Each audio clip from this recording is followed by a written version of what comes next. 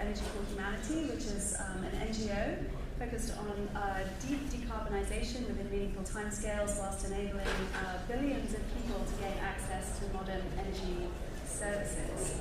And you know what? To do that, we're going to need all the tools at our disposal, including nuclear technologies. And so one of the things that I'm really interested in is how innovative technologies can deliver solutions that are really fast and bring material climate mitigation within reach to make a dent in those carbon emissions within meaningful timescales, providing a genuine substitute to fossil fuels. So we're going to have a really interesting, wide-ranging discussion today. We have three of my favourite experts in the field, so it's my real honour actually to chair this panel today. So we have Rachel Slabow, who is the Programme Director at the Advanced Research Projects Agency, ARPA-E, and also Associate Professor of UC Berkeley. Oh, I apologise, Assistant Professor at UC Berkeley. And then we have Lincoln Collar, who's Director of Business Strategy at Municipal, and Liz Muller, who's CEO and founder of Deep Isolation. So I'm going to invite our speakers to just say a few words to introduce themselves, and then we're going to open the conversation. And at some point, we'd be really interested also in taking some questions from you guys. So let's kick off. So I'd like to invite Rachel. Great. Hello. Thanks for being here. So my name is Rachel Slabow. I'm a nuclear engineer, and I originally found nuclear engineering because I was really excited about clean energy. Also, I liked physics. And so as a freshman, I learned about oh, hey, there's this thing that is the same size and shape as coal plants but doesn't emit air pollution. And that was the beginning of my interest in nuclear energy. Fast forward, I became a professor at Berkeley, and my technical area is computational methods, so I do applied math to help people design nuclear reactors. And while I was there, I learned that there was a startup ecosystem in the nuclear space, and that was not exactly what I was expecting. How many of you, when you hear nuclear energy, you think startups? Yeah, okay, the people who work at the plant. So that was sort of a wake-up call, and it was like, well, how do we get this sector to be more innovative, like some of the other places that you traditionally think of innovation? Because a lot of the places nuclear engineers are trained are not super close to the coast, so they might not necessarily think about innovation in the same way. So I started a nuclear innovation bootcamp to train students, and then I ended up becoming a program director at ARPA-E, and so now I run our fission portfolio there. And so what I spend most of my time thinking about is how do we get new nuclear technology deployed, and how do we foster innovation in the ecosystem. So I'm going to spend a couple minutes just talking about where we are in nuclear energy right now to sort of lay the groundwork so people are all a little bit on the same page. So most of the reactors that we have deployed in the world right now are large, light water reactors. And when I say large, I mean about 1 gigawatt. And when I say light water, I mean water. It's contrasted with heavy water, which is what they use in Canada. It's water with an extra neutron. Globally, it's about 10% of electricity. In the United States, it's about 20%. Some countries have more, some countries have none. About 30 countries worldwide use nuclear energy. So that's the thing that we have. The thing that we're developing is, in some cases, an augmentation of light water reactors where they're small and modular, and we'll talk about that. And a lot of them are using different fuel forms or different coolants. And the goals of all of those things are to make some of the things you think about with nuclear easier to deal with. To make it easier for them to be economical, to make it easier to consume the waste so it can be recycled, to make it easier to have no accidents. There are lots of different reasons people are doing these new nuclear technologies. Some of the things you might hear are molten salt, sodium, gas, small modular water. Anyway, so that's kind of the ecosystem, and that's what people are working on. What else is in my notes here?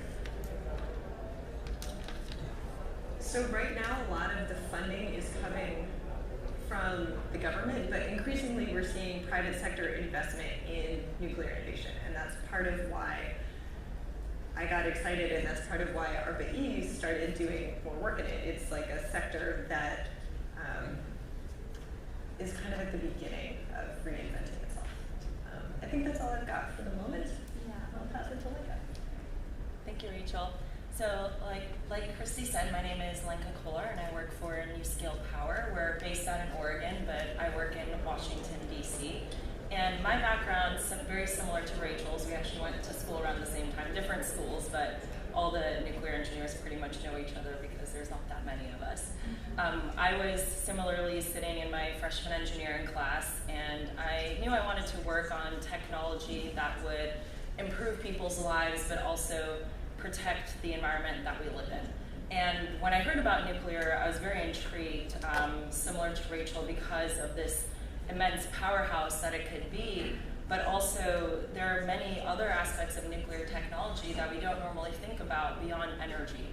We use nuclear technology in medicine and agriculture and space, and so all of those applications really intrigued me, and that's why I went into the field. And then it was, fast forward a few years later, during grad school I had the opportunity to go on a student delegation to DC, which again Rachel was on as well. Yeah, we co-chaired it.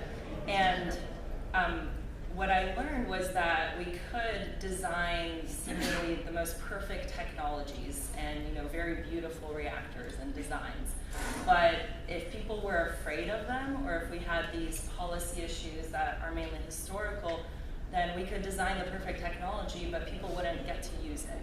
And so I really wanted to work more on the stakeholder engagement and policy and business aspects of nuclear to help bring some of these really good designs to market. And so that's what I do now, and part of my role is to come engage with the clean energy and the clean tech community as well. And part of the title of this panel is being inclusive.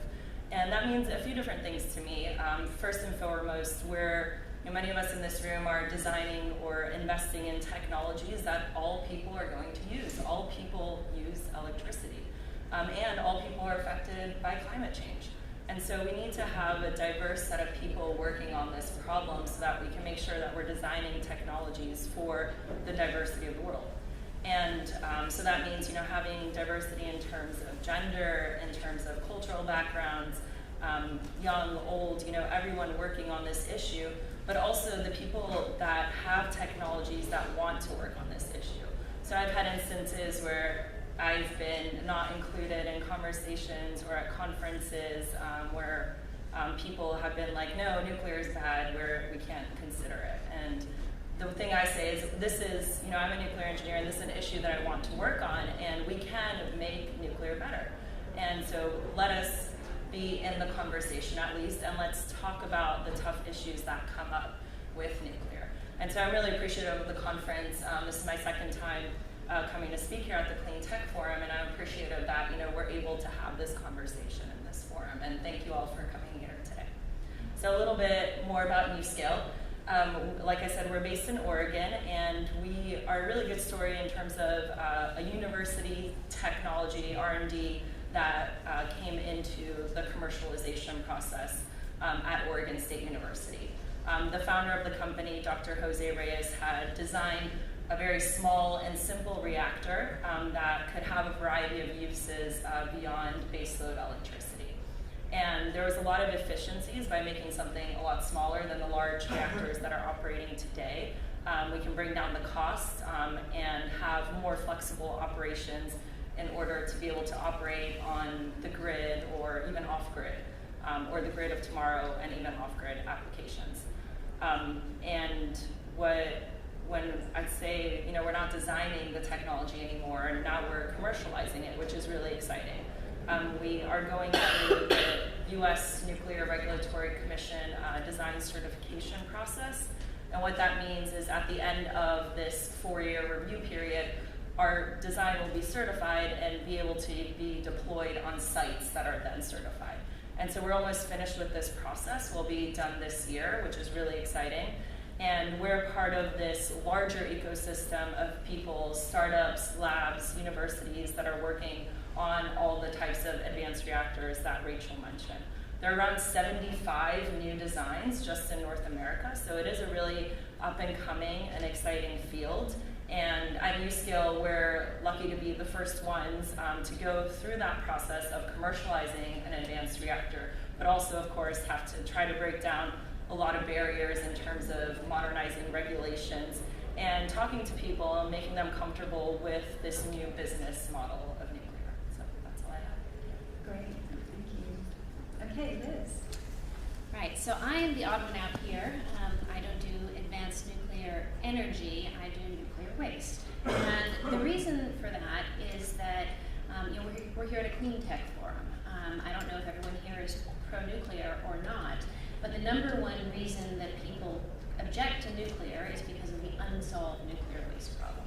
And so if you're going to move forward with nuclear power, we have to be responsible. We have to figure out a solution for the nuclear waste problem. I believe that the same sort of innovation and even startup culture that can help advance nuclear reactor technologies can also help solve the nuclear waste problem. I don't think it's an unsolvable problem. I actually think it's quite simple and we have a solution. But it's certainly an area where there is a need for innovation, there is a need for trying something different, because the status quo of basically shifting off the nuclear waste problem to the next generation is not working, and people are starting to put their foot down and say, that's it, we're not going to do this anymore. The reason that I think that this is perfect for a startup company is a couple of different reasons. This is an investor group, so I'm not going to be afraid to mention the market size. And it's enormous. There is an enormous nuclear waste problem globally. So if you look at the 30 or so countries that have nuclear power and the amount of nuclear waste that they've generated since they started in the 50s, 60s, and 70s, you're talking about a $660 billion unsolved problem. So that's the sort of billions that you start thinking about and say, okay, this is a startup opportunity, this is an investment opportunity, maybe we can really do some good here. Second thing is that the people in this space, primarily governments, also big nuclear companies, they have lost trust. So people around the world have gotten tired of waiting for the government to come solve the problem. There's an opportunity for someone to come along and to have those different conversations. My personal background is running an environmental NGO. That allows me to go take people out to a Waffle House or for a cup of coffee, and the fact that I work for a private company, I don't have any restrictions on who I can talk to and when I can talk to them. I was able to reach out to every major environmental group in the United States that has a perspective on nuclear waste before we even had a website.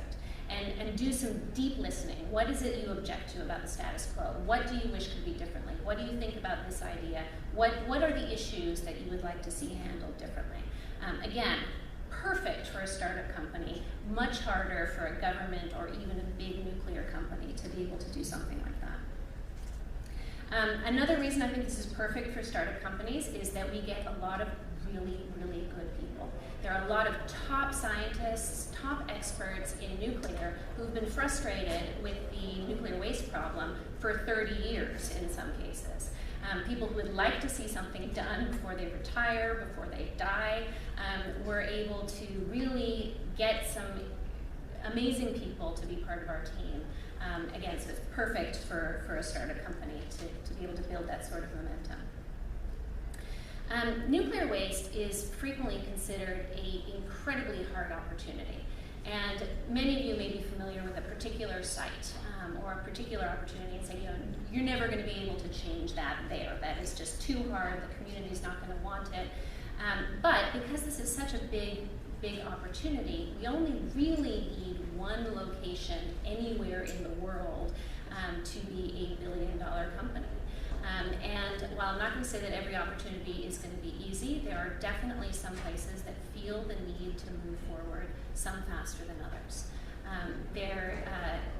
Again, this is an opportunity for a startup company that's able to identify those opportunities where people can move quickly and to design a program such that it works for the government, for the local people, and the specific type of waste that they're managing. In terms of the technology, what we're doing is really very, very simple. So in contrast to some of the advanced nuclear reactor companies that are really innovating when it comes to the technology itself. We are basically using existing off-the-shelf drilling technologies to go down vertically, say a mile, maybe 2 miles in depth, could be half a mile, and then to go horizontally, and that's the storage area for our waste disposal. There is international agreement that nuclear waste does need to be isolated in deep geologic formations. That is the international consensus. We're simply changing the way that that's done. So rather than mining out 18 feet diameter tunnels and then having people and trucks go down, you can now drill remotely from the surface and then lower the waste down into the hole. Finally, I think I just want to end on the point that this really is needed. There is a understanding that even for advanced nuclear companies moving forward, it makes sense to think of disposal at the same time as you're siting a new reactor. And even for people who don't want to move forward with new nuclear, there is a backlog of 50 years that needs to get dealt with. So I'll stop there. Fabulous. Well, thank you guys for those great introductions. It's so interesting that you said, you feel like the odd one out, because in a way I think any innovation is really about problem solving and making things better. And I'll tell you a small story, which is that I was speaking recently to some PhD candidates at Oxford and Cambridge, and really concerned about climate, very well educated. And I asked them, do you know that several modern industrialized economies have already achieved the first step in terms of what climate success looks like, which is to establish a completely clean electricity generating mix. And then, if you can do that, and then you expand your electricity generating mix, you can start to electrify and you can clean up your other technologies for the other applications. But that first step, clean electricity generating mix, anyone know, who knows here, which countries have achieved that first step, what success looks like, modern industrialized economies? Rachel knows. Yeah. Well, the answer is actually yes. Norway's close. Yes. It's 99%. Very good. Not having achieved it. Yeah, so Norway is a good example. They're very fortunate, of course, to have a lot of hydro facilities. Any others? Costa Rica. Costa Rica, is it a modern industrialized economy? Maybe not that Okay. much. Any more? Iceland. Iceland is good, yeah. So Iceland also extremely fortunate, has geothermal. Any more? Portugal. Portugal. I would have to look at that. It's not on my list, but yeah. Denmark, we have days where we're over 100%. Yeah. But we're now over 50% average Okay. for the power sector. Okay. I'm talking like 100% clean. So good job. Keep going. But the answer really is that actually the only real-world proven experience of transitioning from fossil fuels for modern industrialized economies is through a combination of nuclear and renewables. And very few people really seem to know that. Very few people seem to know that those countries that aren't very fortunate to have geothermal and hydro to fully decarbonize their electricity generating mix have achieved it. Sweden, Switzerland, France are three good examples of that. Sweden actually is what success looks like, because they hold the record for the fastest per capita clean electricity generation additions in a 15-year period. Now the reason I'm sort of telling you this story is because we don't tend to sort of think about nuclear as a very future-focused industry, right? We sort of look, it generates for generations, and in light of climate change, we've started to look at nuclear again and start to ask the question, actually, how can we achieve the scale that's necessary to make a meaningful contribution towards climate change? We have a proven track record, but I guess the question that I want to ask our panelists is, what are those issues that the innovators and entrepreneurs are trying to solve to make nuclear really relevant to the 21st century and to those challenges that we face today? Yeah, I mean, they're twofold. So the first set of challenges goes in the public perception bin, much of what Lenka talked about. They're looking at how do you make sure if there's an accident at a nuclear plant, there are no off-site consequences. As it stands, nuclear energy is the safest form of electricity that we have. You can Google safest form of electricity. It's nuclear. Doesn't matter. No one cares about data. Because that's not why people are against nuclear, right? It's not about data. It's about the cultural ethos you grew up in which nuclear feels scary. And so you need to make it so that if anything happens in a nuclear reactor, no one in the public has any concern whatsoever. So people are working on that. People are working on so we can recycle waste, right? We can burn it up and get more electricity out of it so there's less to deal with in the end. So some people are working on resolving the waste problem. We also have waste startups that are looking at how do we resolve it faster with what we have right now. People are looking at deep decarbonization. So I guess those are the public-facing problems, waste and safety, right? People are working on that. Then in the much more sort of technology problem space, it's economics. How do we make sure these are economically viable, especially as you want developing economies to decarbonize? We look at, for deep decarbonization, being available for high temperature process heat. Some of these reactors can operate up to 1,000 degrees Celsius, and then you can use the heat to decarbonize other processes. Some of them are looking at flexible operations, typically with using thermal storage partnered with them so that they can integrate with renewables really flexibly, right? We want rapid decarbonization. It would be great if we had nuclear reactors that could really economically vary their output power so that they can balance out wind and solar. So those are the major things, but a lot of it really is economics. How do you make sure you can build something on time? How do you make sure you can build something on budget? How do you make sure you have something that is attractive to a variety of market spaces? Nice, yeah. And I guess a lot of it's about being investable too, right? And so, you know, Lenka, I remember you kind of coined the phrase, we talk about small modular reactors, and you kind of coined the phrase scalable modular reactors, which is actually appropriately sizing these technologies to be investable and for communities. Would you like to speak to that? Yeah, so, you know, I believe that we need to involve people in the technology development process. It can't just be scientists developing technologies without really feedback from the customers that are going to be using them. So we've, for a long time, had an advisory board of utilities where we've gotten feedback in the design and also business model of our technology.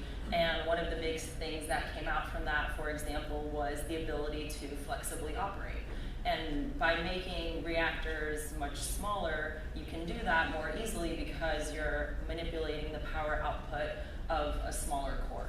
And so, and by having the scalable modular approach in our design, we have 12 SMRs, 12 modules that are in one large plant. And so you can use a few of the modules, for example, to be load following with renewables on the grid, and the other modules to do things like produce hydrogen when electricity is not needed. So this type of scalable modular approach gives you a lot of options in terms of designing something that's going to work with the energy system of tomorrow. And speaking of involving the public, our first customer is the Utah Associated Municipal Power Systems, or UAMPS, it's a mouthful. They are based in Utah, but a collection of small municipal utilities across the western states. And they have embarked on a carbon-free power project. And that includes various programs, including energy efficiency, investing in rooftop solar and wind farms. And then a big piece of it is the NuScale plant, which the first one will be built in Idaho. And through that process, because even our first customer is a utility that hasn't had a nuclear project before, and that is comprised of small municipal utilities, we've had to participate in over 120 public meetings just in the last couple of years to get the small utilities to sign on to this project. So that has really forced us to do a lot of public engagement from the get-go, which I think has been really positive, because now we have mayors and city council people of these small towns that are supportive of this technology. Great, thank you. And I know your company has a very innovative approach also to stakeholder engagement, so everything that Lenka is saying will be very familiar to you, I'm sure. Would you like to tell us about that? Sure. I mean, I think that a lot of people talk about stakeholder engagement. I think it's one of those things where it's easier to talk about than it is to actually do it and to do it right. And I think it's important that you're never going to necessarily win over everybody, and so there has to be some flexibility built in. We spent way more time listening to stakeholders than we do talking to stakeholders, and I think that that's really important. In fact, typically at first meeting, we won't even talk about what we're doing or what we want to do unless somebody will ask. Instead, we're listening. You know, what is it? What's your vision for your community? If we're talking to a mayor or if we're talking to a local community, if we're talking to an environmental group, it's, you know, what is it you think we need to be doing about nuclear waste? And it's only sort of well down into the relationship when you really started to build trust that you start to even talk about what you're doing. And then the other thing that I think is just as important, and I think you get this too, is you have to then do what people say you're going to do. So you can't just listen and nod your head and then go away and do nothing. But we had an environmental group who told us that they're very unhappy with the Nuclear Regulatory Commission, and they don't believe that the standards are strict enough, and they wanted to know if we would publicly say that we will commit to a standard that is 50% stricter than the current NRC standard. And didn't respond right away. That's a pretty strong thing to ask a company like us to do. But we went away and we looked at it, and we think we will have no trouble adhering to that standard. So we did. We publicly committed to that standard. And that's how you build trust. You listen to them, you take their suggestions, you then do what they ask you to do if you can. I mean, obviously you can't do that all the time. But you do what you can, and you start to build a relationship that's going to last for a really long time. I mean, nuclear waste is going to be around for a really long time. So it has to have a solid foundation. Great, thanks. Well, so what we're hearing about here are kind of, you know, the customer needs, the stakeholder needs, and hopefully a lot of the entrepreneurs that that you're working with, and I know that both of your companies are really responding to understanding those needs and designing to them. So I'd love to hear a bit more about that, and particularly the sort of the wide value proposition here. So a very diversified value proposition, because what we know about nuclear technology, of course, is that yes, it can generate power very, very effectively, very energy dense, and with a very small environmental footprint, but that's not all it can do. So would you like to talk a little bit more about, you know, fuels, heat, desalination, even repowering coal as potential real value added propositions for nuclear technology in a range of markets? Sure, and I don't know if it makes most sense for you to go first, since you thought really. You don't have to go Sure. second. But I can sort Yeah, I can talk specifically about NuScale, but it's really applicable to all of the new technologies that are being designed in nuclear. The recognition that the existing power plants are providing a lot of baseload electricity, especially here in the US, that's where they fit in. But the technologies that we're designing for the future are meant to have multiple applications. And the name multiple applications was actually in the original Department of Energy grant that the professor that developed the NuScale technology had. So it was really to design a reactor that could have multiple applications. And so we call this going beyond baseload, or a diverse energy platform, where we're thinking about where else could nuclear technologies fit in. And so there's a few different things. I already mentioned the ability to load follow with renewables. As more renewables come on the grid, we do need more flexible, dispatchable sources. And with the scalable modular approach, you can achieve that. But of course, a nuclear power plant is still most cost effective and most efficient when it's on 100% of the time.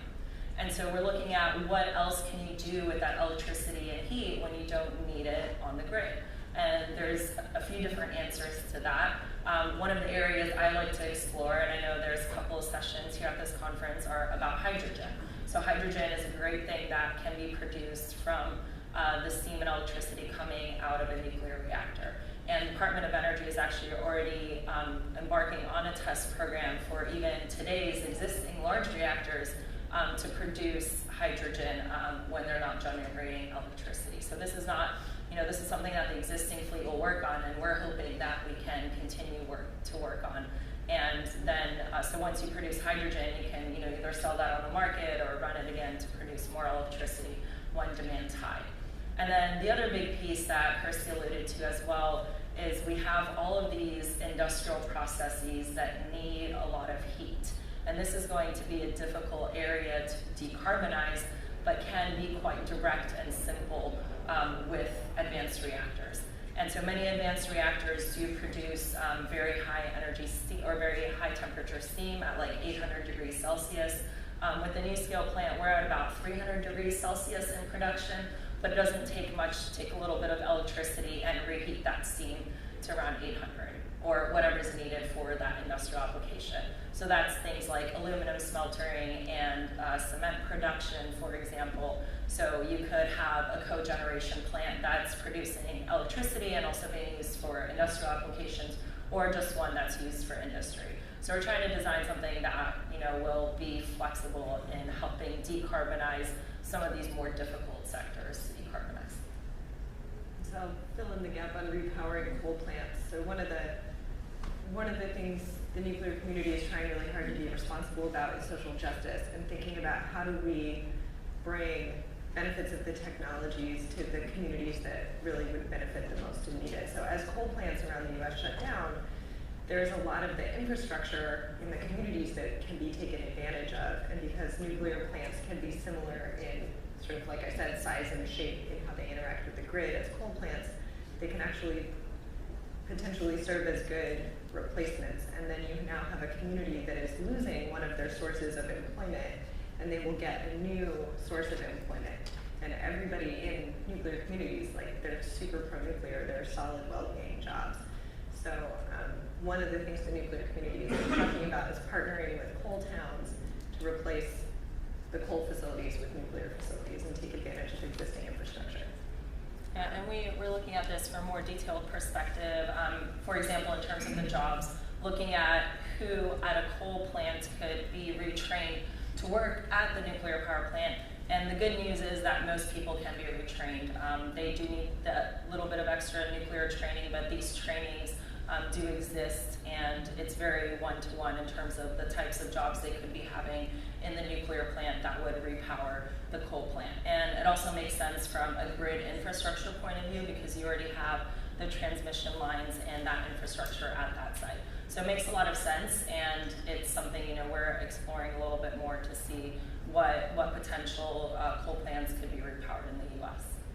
Yeah, I mean, this is fabulous because this is really about new partnerships in across sectors that haven't traditionally worked together before, and that's something really that I think is going to be a very powerful future model for this technology. We've seen nuclear technology generally operating within utilities, large-scale power generation, and as we start to move to different scales, even micro-reactors for remote applications like mining, for example, fuels production, we could be starting to look at the technology operating in sectors that it hasn't traditionally operated in, like in the commodity sectors, and how that changes the whole investor proposition as well.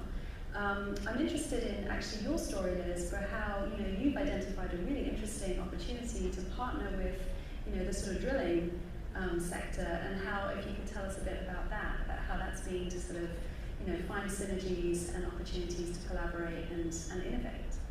Yeah, I mean, that's really exciting because I think that and we are, to the extent possible, trying to use readily available drilling technologies. So we're not trying to push the envelope when it comes to what we're doing. And part of that is because we think there's the experience of having done this thousands of times is very reassuring to people. You don't want to really be pushing the envelope too far when you're talking about disposal of nuclear waste. And for the partners, it's another opportunity. It's an opportunity for somebody who may be in the oil and gas business to diversify, to do something good for the environment, to do something that's clean tech, and they have the right skills. So it's actually been a really nice partnership that we've been forming. And we're also doing that, so we're partnering with the oil and gas sector. We are also partnering with the nuclear sector on everything above the ground. So if you will, there's a subsurface partner and there's a surface partner. The surface partner is people who are really good with handling spent fuels, so people who've been doing that for a long time. Well, that's great because you just said you want to work with people who are really used to doing it and done it over and over again. And one of the features, of course, about nuclear new build, construction, traditional or conventional, gigawatt scale, light water reactor construction, is the construction risk. It's actually building those plants. And what I think is very interesting about a lot of the entrepreneurs that you're working with, Rachel, and the approach that Newscale are taking, is the idea that they're really moving from a project-based approach to a product-based approach. And a large part of the driver for that is really de-risking the investment, creating more certainty in terms of schedule and budget, but also, looking at projects at scale, so products at scale. So I guess the question really is, how is that helping the money to flow? What is the current status of funding into this sector? How easy is it to raise capital, both private finance, but also is there government funding flowing into this? So there is increasingly government funding. There has been, as Lincoln mentioned, their company started out of a DOE grant. In this last budget round, funding for demonstration projects to start actually getting some of these new technologies built and demonstrated, in the next 5 years, has happened. So government funding really is doing the role of de-risking the front of the technology load. Private funding is coming in more and more and more. Newscale Floor is their partner at this point. Some of these startups are getting, there are a couple of nuclear companies who have been backed by Y Combinator. There have been angels, there have been impact investors, there have been sort of large family funds. We haven't seen a lot of investment from sort of later stage, larger capital. Yet, right? But that is starting to shift. So as the sector is starting to get more traction, as these ideas that we're gonna actually have demonstration plants, more capital from more risk-averse places is starting to come into the sector. And a few companies I can't disclose are probably gonna have pretty big fundraising announcements soon. And it's also starting to become more known in the sort of public lexicon. So one of my teams raised $6 million on a crowdfunding site. That, if you had told me 5 years ago a nuclear reactor startup was going to raise $6 million on a crowdfunding site, I would have thought you were insane. And that's partly through simplification, really, isn't it? That's partly through achieving the sort of performance characteristics of nuclear with very simplified systems, and then applying manufacturing techniques and factory-based production in order to create that certainty around what your budget and schedule is more likely to be, even using off-the-shelf components and commercialized components and systems to de-risk the whole proposition. Maybe the way I like to say it is the sector is focusing on making a product someone wants to buy. Historically, nuclear engineers, they invented reactors a bunch of years ago, and that was a thing, and it didn't change a whole lot. There were some incremental improvements, but all of a sudden, now we're in the 2010s, now the 2020s, and the thing they have to sell doesn't work in all markets. It works in some markets. And so people are really looking at nuclear reactors as how do you get something, frankly, that has the same sort of properties as a gas plant in terms of cost and staff and maintenance schedule and construction time. And so people are really laser focusing on how do you get to that place. And that's where a lot of the movement is coming from in the sector. It's so interesting, isn't it? Because the nuclear plants that we have today have operated for decades, and in some ways that's a great asset that we have, that once they're built and they operate and they generate power extremely reliably, there's 95% capacity factors with no emissions. Great. But then on the other hand, what you end up with is an industry that's mainly just focused on operating those plants and not focused on developing new products and developing the future. So what we're seeing here is a much more future-oriented, emerging industry, which I think is really exciting. Lincoln, do you want to come in on this? Sure, a little bit on investment. So I mentioned Department of Energy. We have received competitive cost-share grants from the Department of Energy, which means that for every dollar in grant funding that we get from them, we also have to raise the same amount in private capital. And most of that has come from Fluor Corporation, which is a big global engineering procurement construction company. And we've also had additional investment, mainly from strategic partners that will be with us along the way on the supply chain. So they're investing capital as well as helping us develop some of those components that will be needed, in the manufacturing and the design process. And so they're coming in as both strategic partners and investors. So this public-private partnership with the Department of Energy has worked quite well for us and has really brought assurances from both sides. The private investors see that there's government backing in this, but also the government sees that there's customer and private interest in this technology. So I think it brings good assurances from both sides. In terms of cost reductions and making sure that plants are built on time and on budget, I think this is going to be incredibly important for us and something that we're putting a very high focus on. Because our modules are smaller, they can be fully produced in a factory and then shipped on site. And this brings a lot of efficiencies and costs in serial production and bringing down that cost over time as you get better at manufacturing the modules themselves. So that's going to bring down the cost and schedule significantly from what you see with the large nuclear plants that are being built today in the US and in Europe as well. I know you've been very successful in your company at engaging a lot of investor interest. Would you like to speak to that? Sure. Silicon Valley's been a slog for us. We've been successful. We have raised $14 million, but none of it has been from VCs. I think that, looking back, I think that the challenge was nuclear waste is not within anybody's sandbox, to begin with. So you're sort of out in the realm.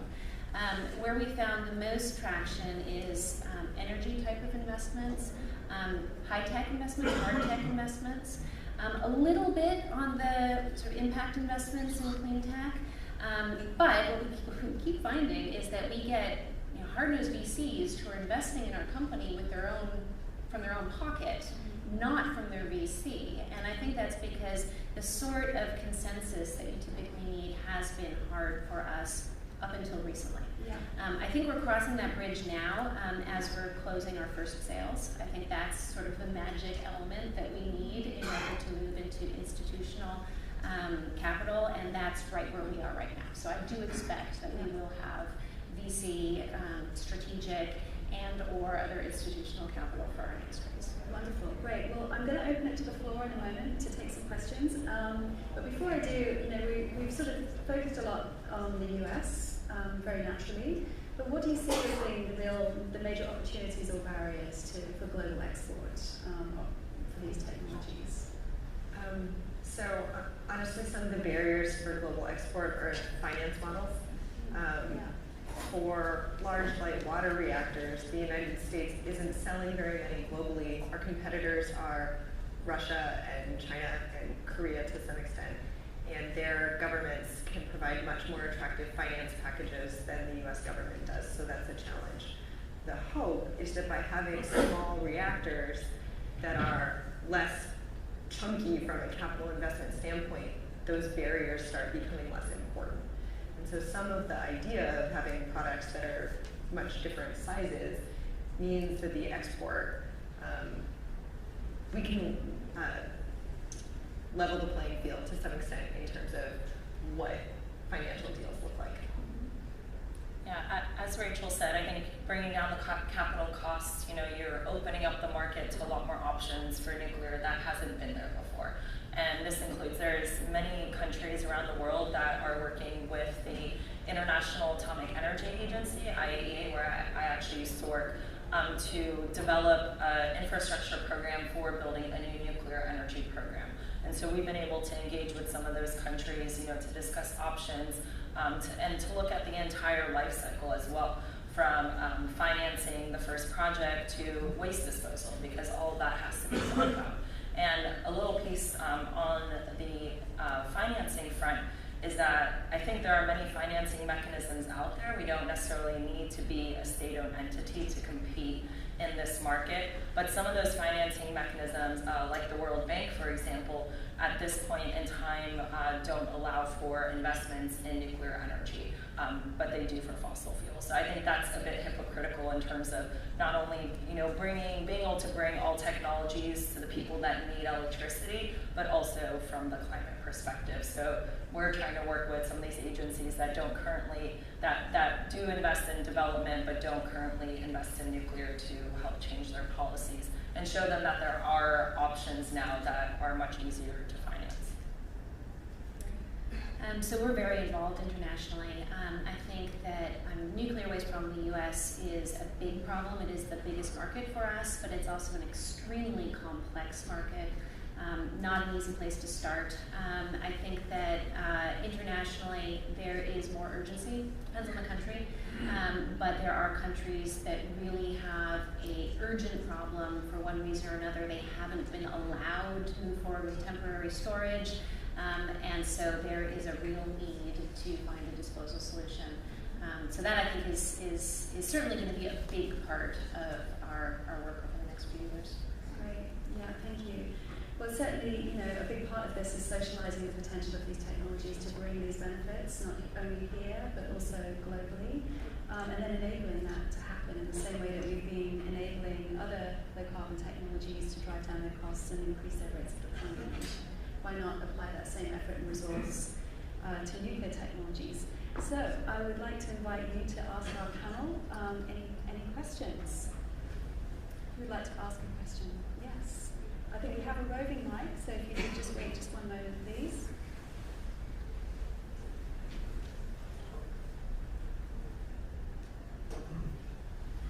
Yes, thank you. I have a question, I suppose, for Lenka and Liz. If we have a lot of small nuclear facilities scaled, and they're smaller and therefore maybe more dispersed, does the waste disposal also become dispersed? It's your technology is able to be equally dispersed, so it's not half. Okay, great. Then they match together. That's what I was wondering. Thank you. Okay, I'll take another couple of questions, and then we can convene. Thanks to this panel.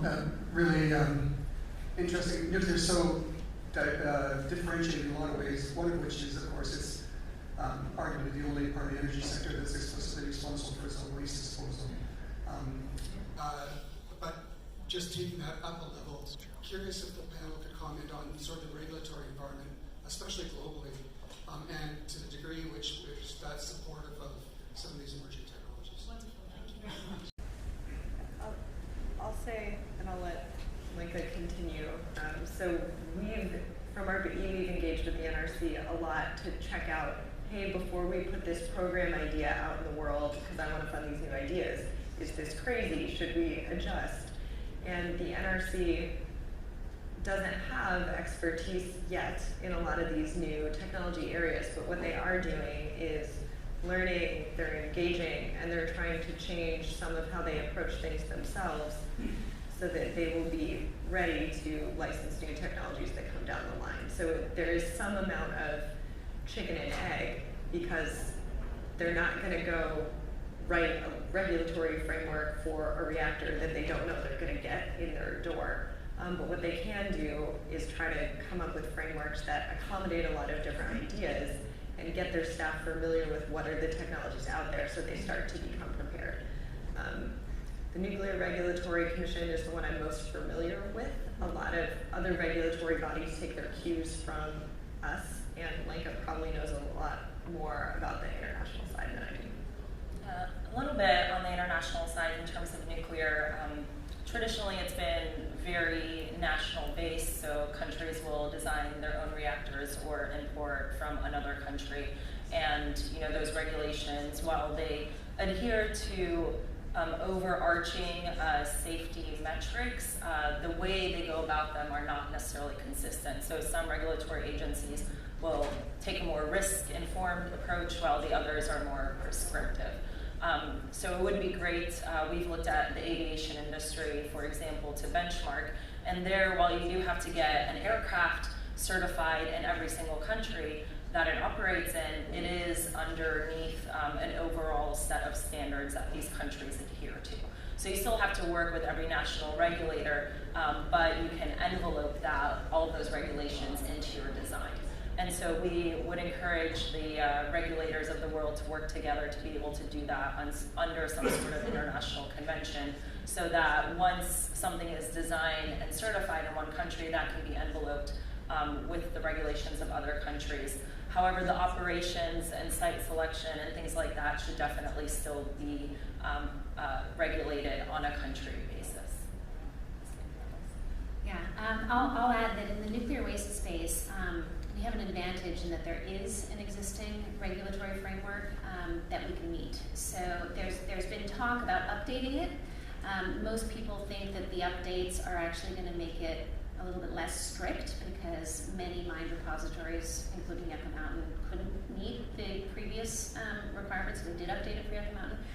We can meet it as it is. So we don't need any regulatory updates in the United States. We would just like to show that we can meet the existing regulations. So I think that makes it more straightforward. Not to say it's going to be quick, but I think that this is also linked in to our approach to stakeholder engagement and working with people. And if you look at why the regulatory process gets delayed, it's not typically because of technical reasons. It's not because you can't show something technically. It's because somebody's protesting it or somebody objects to it. And if those are the people that you've been working with, and so this is now your joint application that they've been collaborating with from day zero, then that's a different proposition. So we feel really good about the regulatory environment. There is still talk about updating it. Our hope is that if they do want to update it, they just allow us to meet the existing regulation in the meantime while they update the. Yeah. Well, I would just add from a civil society perspective that I think that this international licensing challenge is a major barrier to the large-scale deployment of these technologies. And the reason for that is that it just drives cost. It creates risk, because every time you enter a new territory, a new country, and you have to engage with the regulator, and that leads to quite often very serious design changes that have a ripple effect out, not only in terms of the design engineering costs and the uncertainties and additional regulatory supervision to be comfortable with the safety case, but also to the constructability of the product or the supply chain specifications, all of which drives additional cost, additional time and resources that need to be spent, and acts as a major barrier to the investor case. So, for the civil society perspective, we've done a lot of work looking at potential pathways for international licensing of these products, and actually it works both ways. On the one hand, yes, I totally agree, the regulators need to take more responsibility for that, looking at sort of point of country origin design options, but also, and working together and collaborating, but also actually we really need our product developers to design to the problem, to really design to the regulatory environment that they're moving into. Yes, I have another couple of questions here. We're running out of time, so please be super brief. Thank you. Thanks. Quick question for Rachel. Are any startups that you're involved with focused on fusion? And if not, why not? Great. Yeah, so ARPA-E does have a fusion program, and so our agency works with a bunch of fusion companies. It's just that that's not my portfolio. My portfolio is fission. For the extent that we fund high performance materials, we communicate with the fusion folks to leverage one another's resources. And there are startups in fusion that are currently being funded. There's about a handful of them in North America. So I think that's a really exciting field. We need to have an innovation pathway that leads to that by investing in existing fission, new fission, and then eventually fusion. Yeah, thank you. A very interesting insight from a totally different perspective to energy. How do you going to deal with the corporate liability? I mean, there's the social responsibility, the local governments in the states, but if you run a company, you need to take a liability. How are you going to deal with that? Do you mean the people who sort of build and operate the reactors? If you manufacture those reactors and you sell them to a community, they will ask you, okay, what is the liability? Is it how you handle that? And the running risk and the dismantling risk in 30 years or so on. What are the ideas behind that? I mean, we already have a framework in the US that handles that, right? Like, we have reactors now with corporations that build and sell them. Yeah, there's a convention on nuclear safety that's run by the IAEA, and that spells out the liability regimes around the world. Every country is a little bit different in how they handle liability as well. But you know, it's about adhering to regulatory standards, and then of course there's also insurance that needs to be taken out. So there's different methods of doing it, but if you look at the Convention on Nuclear Safety, that has more explanations as to how it's done around the world. So we've only got a few more minutes left, so I would just like to ask each of you to sort of describe, really from your personal perspective, you've each described how personally motivated you are, but you know, the context of this conference is, you know, the uncertainty of the 2020s and how things are going to change. What would success really look like for you? Or what would be your sort of anticipation for the 2020s for this sector? Yeah, so for me, success looks like by 2025 we have multiple new reactors either built or under construction. And by 2030 we have multiple commercial products available and beginning to be deployed. So that fast, huh? Why not? Yeah. Well, our first plant is set to come online in 2026, so my prediction is, you know, I hope that we build that on time and on budget and then get lots more orders after that. But from the broader context, I hope that we come together more as a clean tech community and work on the clean energy transition together, and don't talk about this, you know, my technology is better than your technology, and just really work together and, you know, talk about these tough issues and learn how to, you know, help each other out along the way. Pretty straightforward for us. We have our first contracts in procurement right now. Government procurement, I don't know if it's going to come out tomorrow or if it's going to be 6 months from now, so we need to get through that. We need to get our first contracts confirmed. And then we need to move them forward. So our first contracts are relatively small, mostly